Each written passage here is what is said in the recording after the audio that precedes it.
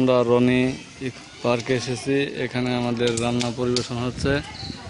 রান্না করার মধ্যে দায়িত্বে আছে আমাদের শালম ভাই। দেখা যাক উনি আমাদের জন্য কি রান্না করে।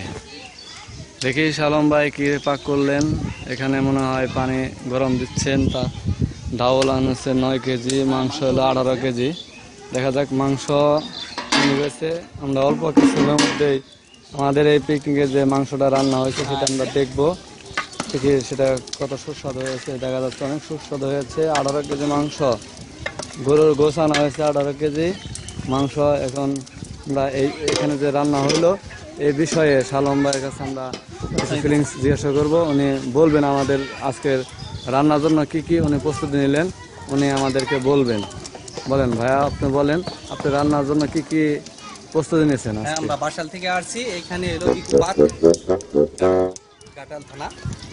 এখানে আমাদের গরুর গোশ পাক হয়েছে এবং এখন আমাদের এখানে গরুর গোশ দিয়ে এবং বোনা খিচুড়ি হবে। সেইখানে আমরা এখন শুরু করলাম, তোল দিয়ে স্টার্ট করলাম। এখন অন্য অন্য জিনিস আমরা দিব।